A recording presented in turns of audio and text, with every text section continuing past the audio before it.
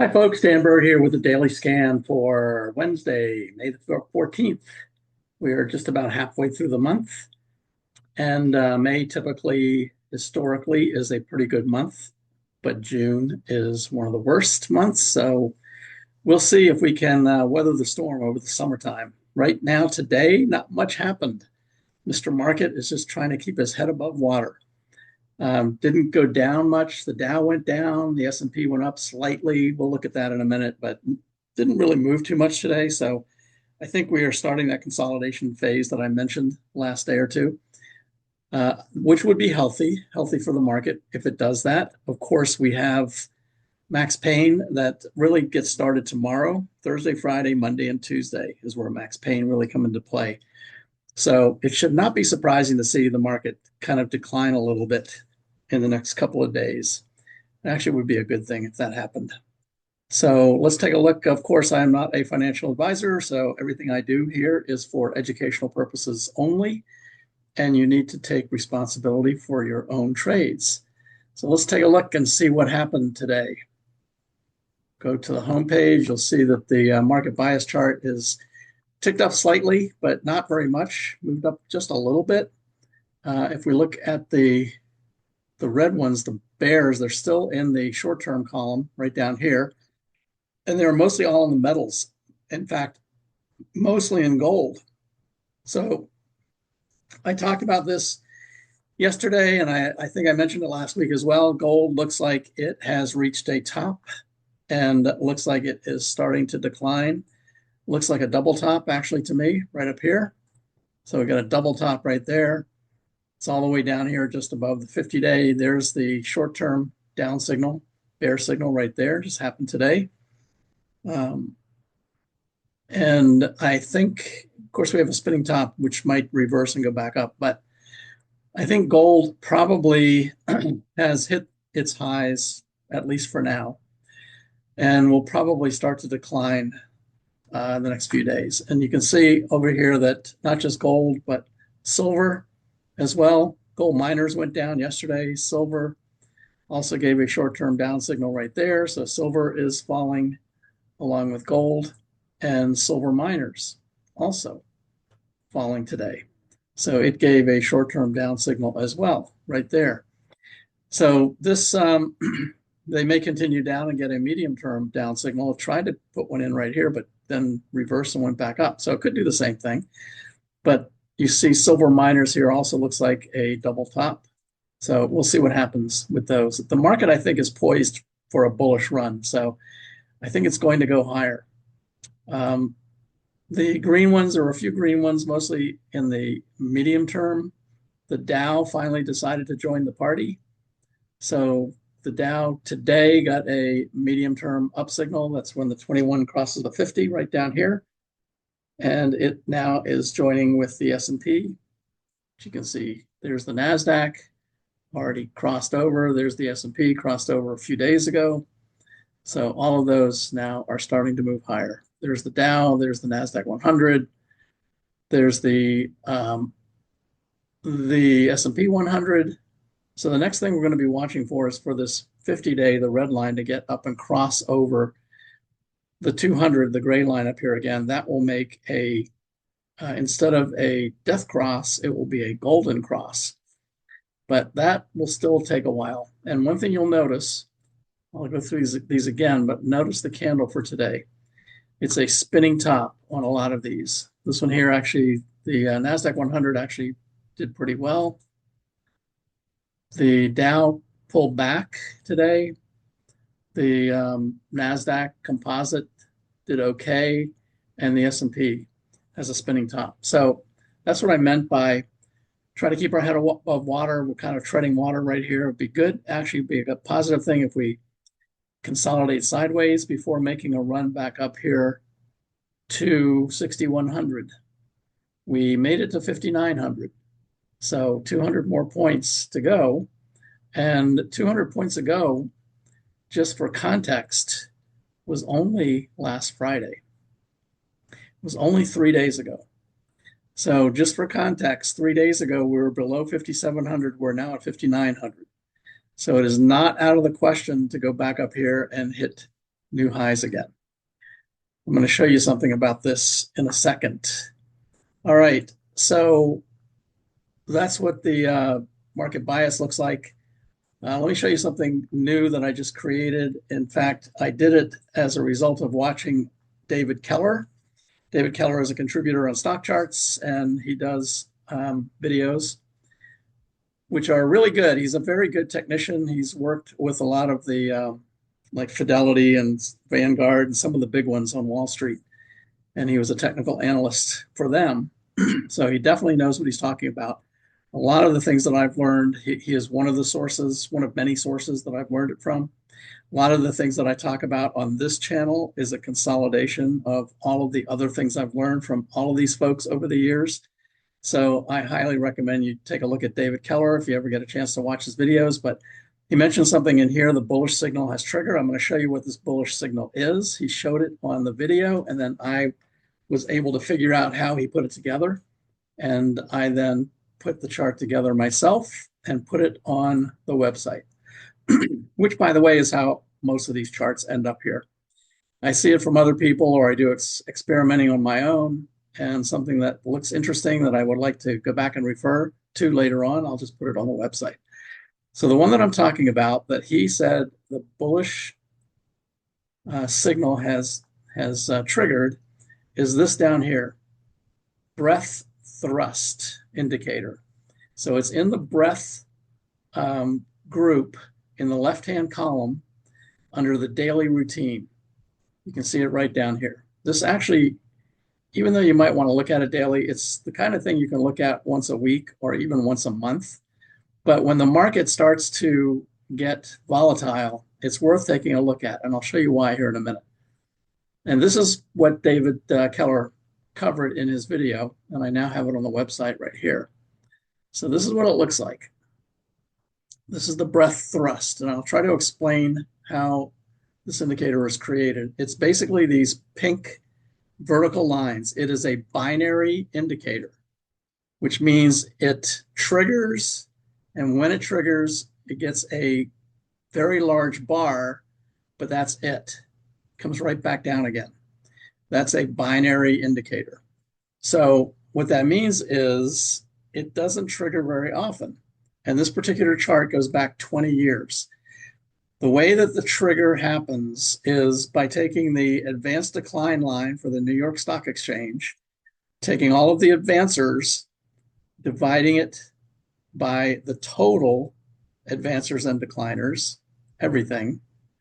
And whenever it gets to an extreme, meaning goes below this 0.4 line right here, and then within 10 days, goes back above the extreme on the other end.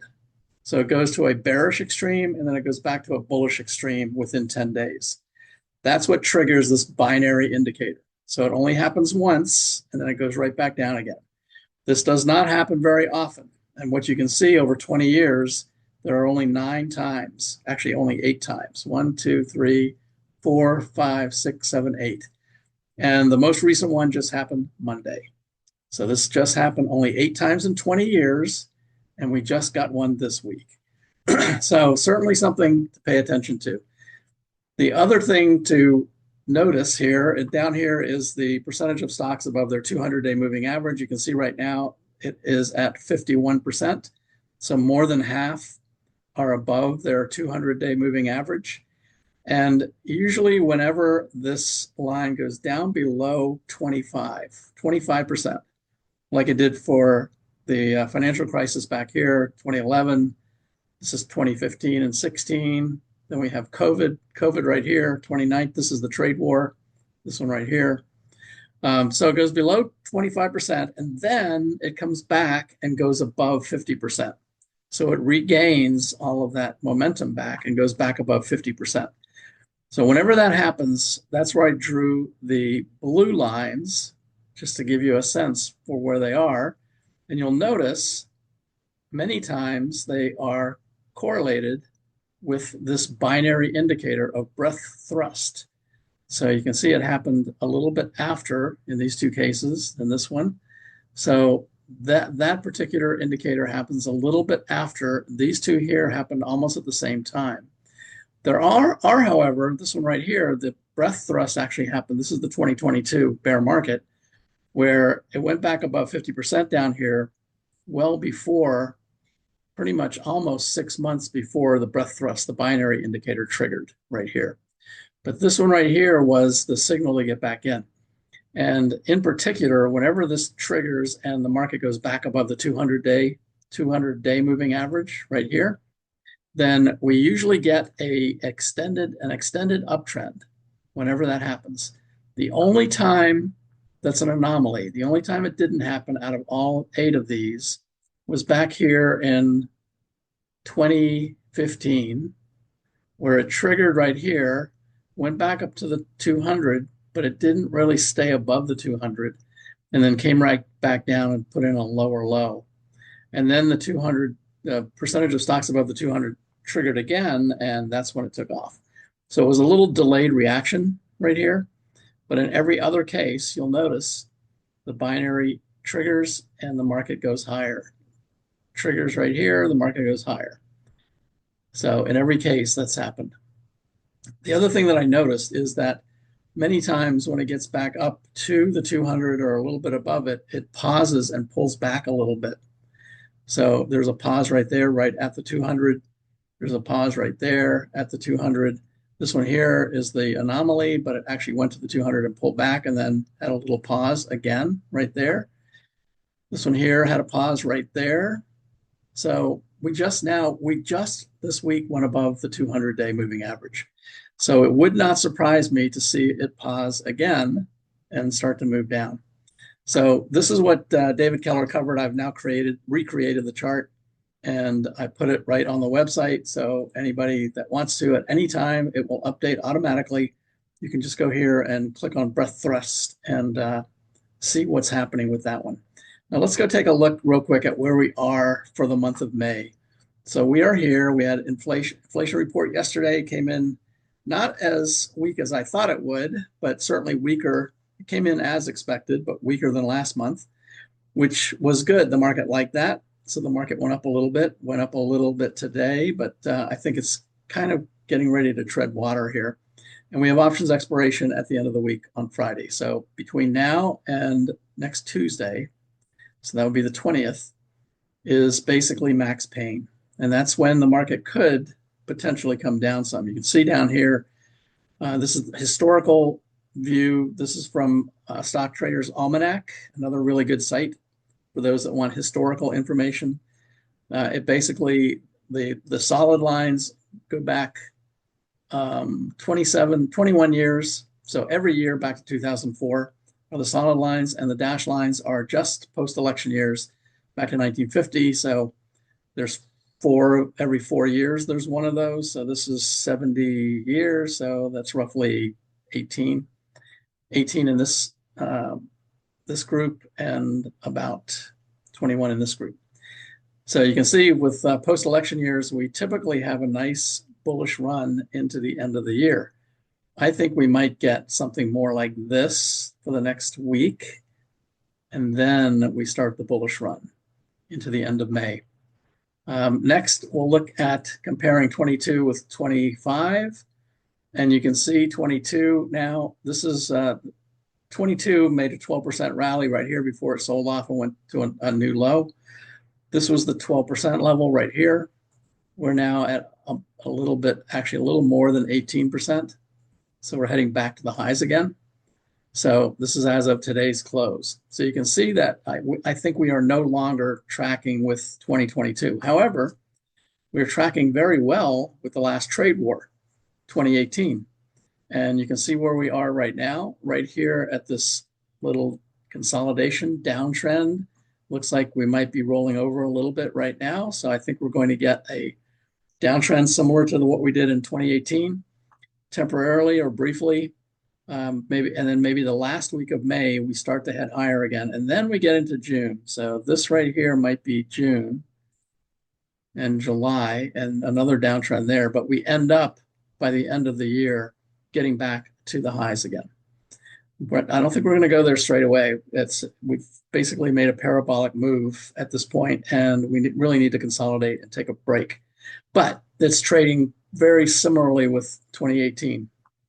So that's pretty interesting. Let's go take a look at the, let's look at the dashboard. And I want to show you something else that is new with stock charts, which stock charts has put some new stuff out there, which is actually pretty cool. But first, let's take a look at equities. Equities were down slightly today. There's the S&P up $6. NASDAQ 100 was up 121, and the Dow was down 89. The VIX is still below 20, but ticked up slightly.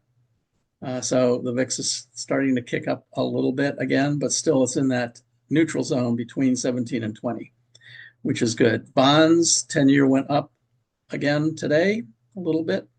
US dollar went up slightly, and 20-year went down. Commodities, gold, which I talked about.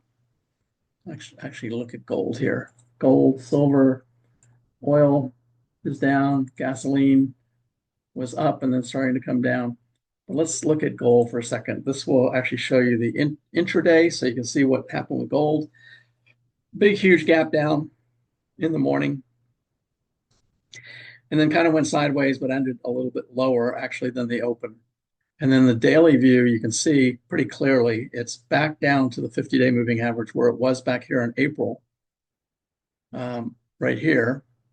So it is a spinning top, so it might reverse, but the momentum is decidedly lower.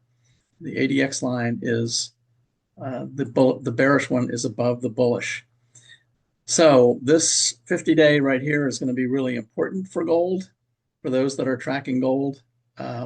That's a major support area right there, right where it's at, 293, about 290. So if it breaks through that, then it's going to go down here probably to 270. Here's the weekly view. Doesn't look that bad on the weekly view. It actually broke through the 8-day moving average and then may go down here to the 8-week, down here to the 21-week moving average. But still looks like a pretty bullish trend, but certainly rolling over. Might go below 0 on the momentum if it continues to go lower like this. So that will just really give it more momentum to the downside. But it could come down here all the way to 270, which is where major support is, right in this area, which I'll show you that right here. So we can put a line, draw a line right here. So I would say the next support level is right there at about 270, and then the next one after that is down here at about 250, somewhere in that neighborhood. So that's what gold looks like for those that are trading gold. Now let's go back to the dashboard.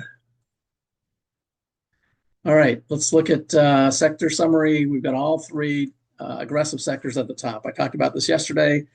For this whole week, the aggressive sectors have been outperforming the defensive sectors. Defensive is utilities, staples, real estate, or the three most defensive sectors, and healthcare as well. But you can see right here that really not much movement, not many advancers or decliners. Most of them are bearish, in fact, on both sides.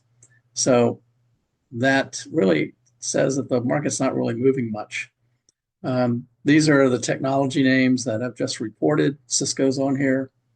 Let's see if Cisco is down in the morning, and I don't know if they fixed this symbol summary yet. No, they haven't. So what I'm going to do is I'm going to use this one here. There's Cisco. It looks like it's up a little bit after hours, so they may have had a good report today.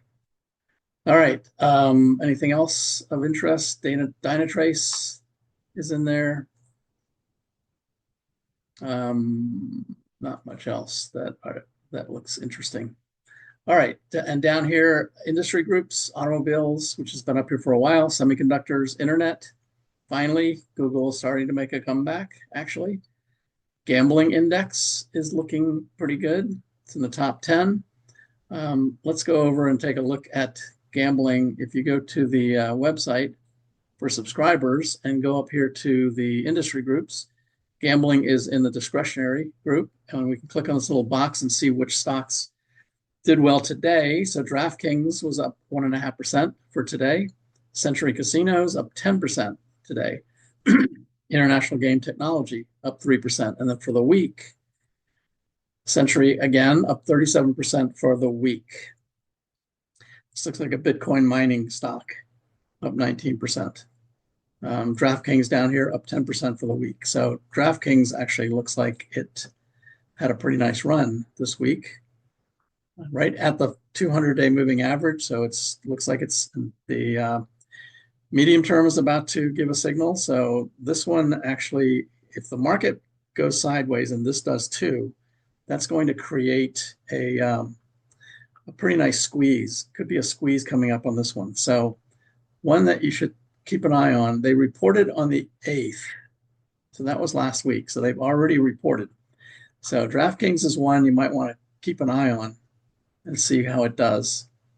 All right, back to, this is the drill down. Let's go back to the,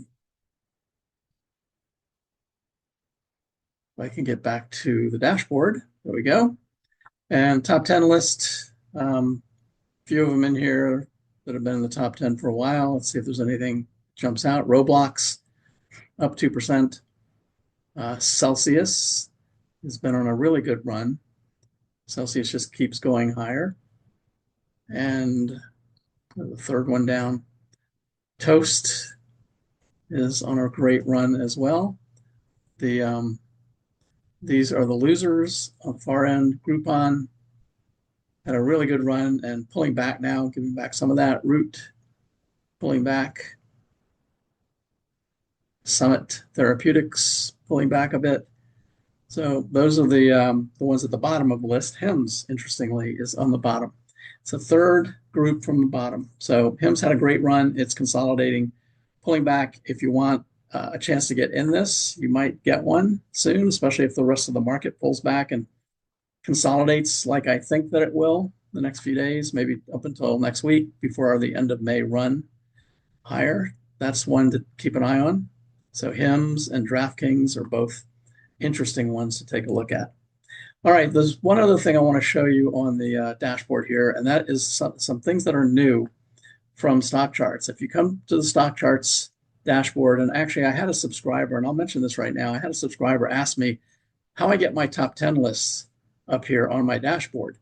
Well, the first thing you do is at the top, if you have a subscription to stock charts, there's a little gear icon right up here that allows you to set your preferences and just make sure all of these are checked. These are all the different views that I have down here.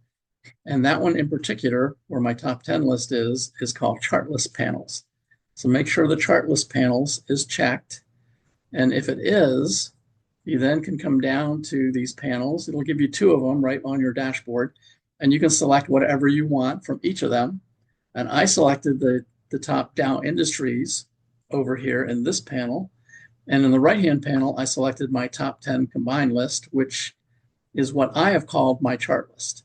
So you click again on the gear panel, and over here you can just select from all of the chart lists that you have. And depending on how many you've set up, you might have lots of them, but yours will not be the same name as mine. Yours will have your own unique name, whatever you've called it. And you don't have to use my top 10 list if you don't want to. You can use your own list. If you have your own watch list, you can put your watch list in here. You can, for those that are subscribers to the website, you can come down here on the charts page. This is my top 10 lists. This is a CSV file. This is basically the same list that I show on the dashboard every night. So you could use that one, or you could go to the chart list page and select from a couple of other ones over here. There's relative outperformers. That gets updated every week, so you could use that one as your chart list. These are the short squeeze candidates. These actually get updated every week as well. And Breakpoint Watchlist, which is something I just created, which is actually a little bit more conservative than the top 10 list. And so I created that here, and also the top 50 of these in here as well. So these are all CSV files. You can download them to your own stock charts. You can use those as your chart list or anything else that you want. But that's basically how you can create those. All right, let's go back to the dashboard right here, and let me show you some new things from stock charts. If you click on charts and tools, there's 3 new components that they've added. One is a sample chart gallery, which is, I have not explored any of these yet, but this is pretty cool. They actually give you some standard charts if you want to just use their charts. It's kind of similar to what I do on my chart list page with my favorite charts. You can do the same thing here. Just download those charts. I kind of like that they put the image right in there that you can click on. It's a pretty good idea. But that's one new thing. Maybe they got it from me. I don't know. Also over here, there's a sample scan library, which I have put my own sample scans on my chart lists and scans page. But now, and they had all of these scans in when you create a scan, but it was a little difficult to figure out what you need to use. Now everything is very nicely organized. So there's a scan for all-time highs, all of these things. These are all in stock charts now, and you can either run the scan or you can edit the scan. I'm going to run it and see what we get. And I can sort by Palantir, of course, #1 stock of all the stocks in stock charts right now. Palantir is #1. So there you see it right there. So that's basically how I got to it right from here. If you want to see how that scan actually is created, you can click on edit, and here's the scan right here. So you can copy and paste this into your own stock charts, create a scan of your own if you want to. You can add something else to it if you want, or you can just use it for training purposes to understand how scans are put together. So I think that's a really good addition that Stock Charts has made, but the other one is even cooler. And that is this one, Market Summary. So take a look at this. This shows you the charts just like I'm showing on my dashboard typically, but now you can scroll sideways and just look at all the charts side by side. So there's the VIX all the way over to the 10-year. I would actually like to have this at the top of my trading platform. That would be very cool. And then down below, you've got US indexes. You can do a global snapshot for global funds. US indexes, country funds are on here too. Down below that are market factors. So here's the basic one. Large, mid, and small cap, value, core, and growth. So it kind of shows you what's happening with all of these. This is a really good way to see whether Wall Street is leaning towards growth areas or leaning towards value, and which asset class, large, medium, or small. And then this is a more extended one, growth, revenue, momentum, etc. Not sure let me see what happens if I click on this. So it just shows me the momentum ETF. Okay, that's interesting. So that's what that looks like. Then down here, we've got advancing, declining, just like I showed you before on mine. Bullish percent indexes, new highs down here. 1% of the S&P 100 is making all-time highs, and 52-week, 9-week, etc. And the lows, highs and lows. Sentiment down here, so volatility, put-call ratio, all the things that I talk about right down here. And offense versus defense, discretionary versus staples. This is equal weighted. So these are all the things that I often will talk about. They're all right here. Cap weighted, these are all cap weighted sectors. These are the equal weighted sectors, and these are the small cap sectors. So you've got everything now right at your fingertips. Bellwether Industries. So you can see right here, semiconductors has a technical ranking of 91. It's right up there. It's actually making a really good run lately. Down here is intramarket analysis. So you get stocks, bonds, commodities, everything that I showed you before. But over here on the right, you have all of these things on a performance chart. So this basically starts everything from 1 year ago, all at the same place. So it shows you relatively how everything has performed over the last year. And clearly gold has outperformed. You can see it up here. Now they don't have Bitcoin on this. I'm a little disappointed they didn't do Bitcoin, but they do have commodities. They have oil, they have the dollar, and they have bonds all on here. So you can see, how all of these things are tracking against each other. And then the same thing with bonds down here. So you've got the 30, the 10, the 2-year, and then the Fed funds rate at the bottom down here. So it's pretty cool. Other assets, there's Bitcoin, so that's in there. Down here we've got economic cycle, there's inflation. So you can now see the CPI, what the CPI has been doing. US unemployment, you can see what unemployment has been doing, where it's sitting.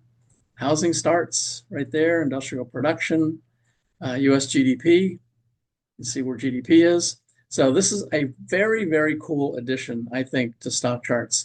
You can come here really and just at your fingertips in one screen and see what's going on with all of these different things. So I just wanted to point that out.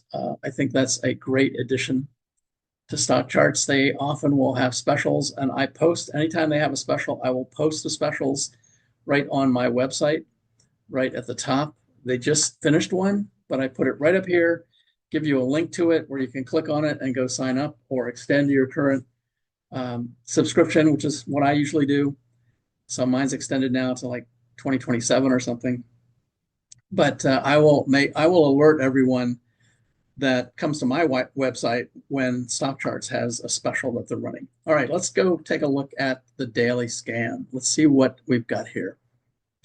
And then I'm going to look at a couple of charts that people have asked me about. So first off, let's look at the daily scan for today. Let's look at the bullish one. Actually, I want to do options. So optionable stocks, bullish. Nothing. So nothing hit the scan today. How about bearish? So lots of bearish ones, 12 of them. Lennar has a bearish view. You can see right there, just hit the 50-day moving average. Starting to come down. Pulte. So it looks like some of the home builders. So this is for those that either want to buy options, buy puts, for instance, or if they want to short any of these stocks. So real estate is also on here. Real estate is starting to move lower. All right, let's close this one and take a look at the all is my my top 10 list, basically, and a couple of other things like the relative outperformers list all combined into one. So let's see if we got any bullish ones in here. And we have 3. Clearway Energy. So energy has been making a nice comeback lately. And what you'll see here is this is right in the middle of its range. It has a squeeze on right now.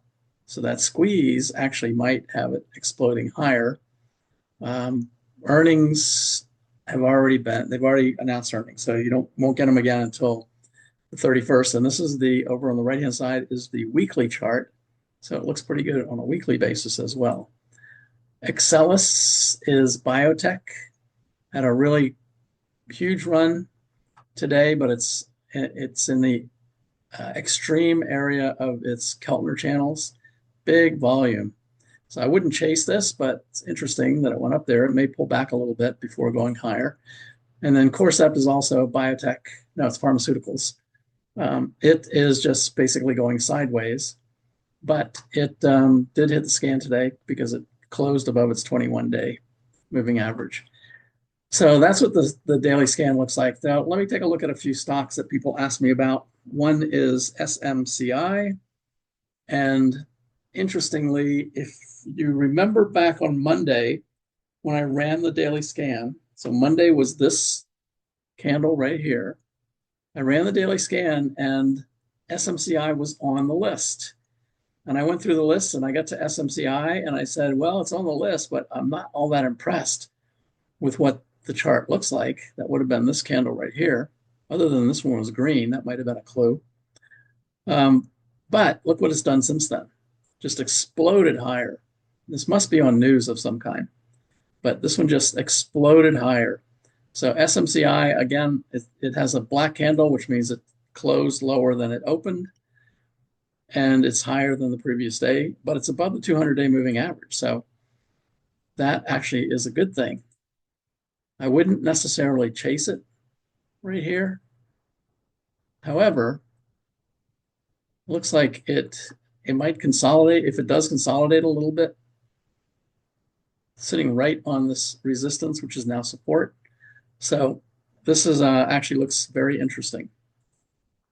All right, the next one is MU, Micron Technology. They don't report till June, but they have had a really good run. So they reported back here and didn't have a great report, sold off big time till it got down right down here to the lows and then started coming back. Now, this one would have hit the scan right here, right there on April 24th. So that would have been the signal to get in on this one. And hopefully we're going to get some of these as we do this daily scan every day again. So that's Micron. It looks really good. It's sitting right up here at the 200-day. It's sitting right below a really solid resistance level. In fact, and it's at the extreme for its Keltner channel. So this is where it usually will pull back. Might come back down here to reversion to the mean, somewhere around 85 or so. But if we look at the daily and go back a ways, you'll see what I mean. So this one just keeps hitting right around the 200-day moving average and getting rejected over and over and over again. And all these people keep trying. They keep buying, it gets rejected. They want to break even, so they sell. Other people buy, gets rejected. So we're right there again. We're basically at the same place that it was before. Up here is how Micron performs against its own peers, which is semiconductors. You can see that it is pretty far down the list in the semiconductor group, mostly because of all of this.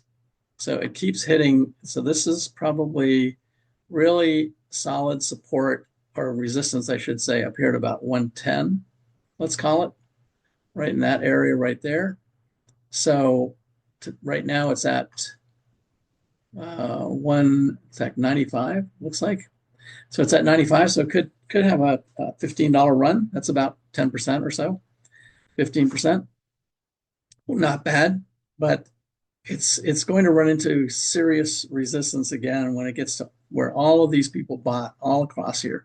There's 1, 2, 3, 4, 5, 6, 7, 8 times. I don't know, is 9 the charm? Could be. You know, at some point, maybe it will break out. Maybe at the end of this year, maybe at the end of May, it might follow the rest of the market until we get to June. But Micron right now looks great, and it would have hit the daily scan right here on the 24th. So that was, let's see, if it hit it that day and you got in at the open the following day, then that would be roughly right about $77. And now it's at 95. So almost 20 points. Not bad. So that's it for Micron. Let's see the next one. The last one actually is Zeta. Here's Zeta. Zeta actually had a great run. They're in the advertising business. Actually, it's a software company, but it's software for advertising companies. So clearly, because of the election, they did really well. And then with no more election spending, they came all the way back down. But they may be poised to make another run higher. Let's look over here. So this one would have hit the scan right here, or when I say would have hit the scan, it may not necessarily be in the watch list that I'm running the scan against. However, anyone that's watching the stock or any stock for that matter, if you see it close above its 21-day moving average and the 5-day is moving up about to cross, so in this case it crossed the next day, but as soon as it closes above its 21-day, and you can create a scan for this in stock charts and use your own watch lists, then that is the entry point. That means you can put a stop pretty close to where your entry is, which is very, very low risk. And then just leave it there. As it goes up, you can continue to move your stop up. So that's what I mean when I say it would have hit the scan. Would have happened right there. That day, you can see the squeeze bars down here, momentum. They haven't crossed zero, but they're moving up. They're going towards it, so that's positive. The MACD down here has already crossed, so that's positive. The ADX line has not crossed, but it did just a few days later, so that's good. So all of those things indicate that Zeta actually is on a pretty good run. It's consolidated here and starting to take off again. It's got a serious resistance level at 1569. Call it $16. Today it's at 1450 roughly. So maybe another $1.50 before it hits resistance. And also that will be about the place where it hits the upper band of the Keltner channel, so the extreme. So when it gets to this green, this light green area is basically the distance it travels in one day. So it's an ATR, average true range. That's the first one here. So that's the average range that this travels in one day.